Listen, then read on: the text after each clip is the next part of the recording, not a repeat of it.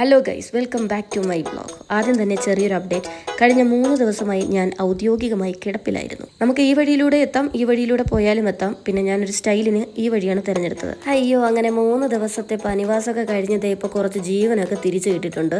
അതുകൊണ്ട് ഞാൻ കുളിച്ചൊന്ന് മനുഷ്യകോലത്തിലേക്ക് പുറത്തേക്ക് ഇറങ്ങാമെന്ന് വിചാരിച്ചു.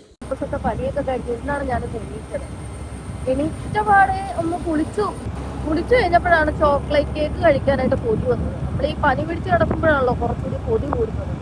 അപ്പൊ പനിക്കിടയിൽ തന്നെ എനിക്ക് കൊതി ഉണ്ടായിരുന്നു. പനി കഴിഞ്ഞ് ഞാൻ ഉയർത്തെഴുന്നേറ്റപ്പോൾ തന്നെ ഇതാ ചോക്ലേറ്റ് കേക്ക് കഴിക്കാൻ വേണ്ടി പോവാണ്. നമ്മുടെ ആഗ്രഹങ്ങളൊന്നും നമ്മൾ മാറ്റി വെക്കുന്നത്. അങ്ങനെ വന്നപ്പോഴാണ് ഇതിനെന്തോ പണി നടക്കുന്നത് ശ്രദ്ധയിൽപ്പെട്ടത്. ഇതിനെന്തോ പണി നടന്നിരിക്കുകയാണ്.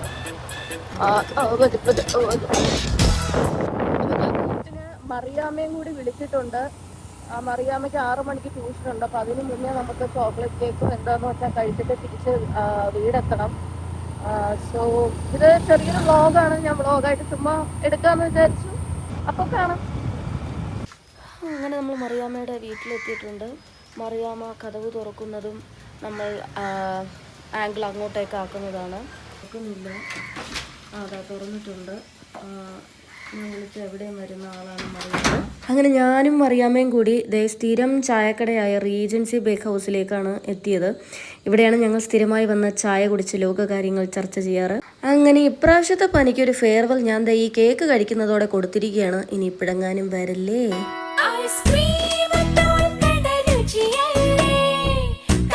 അങ്ങനെ തിരിച്ചു പോകും വഴി ഞാൻ അച്ഛന് ഉള്ളിവടയൊക്കെ വാങ്ങിച്ചിട്ട് നിന്നപ്പോഴാണ് മഴ പെയ്യാൻ തുടങ്ങിയത്. അങ്ങനെ മറിയാമ്മയുടെ ട്യൂഷൻ സെന്ററിന്റെ ഫ്രണ്ടിൽ സ്റ്റോപ്പ് അടിച്ചു. ഇനി മഴ തോർന്നിട്ട് വേണം വീട്ടിൽ പോവാൻ.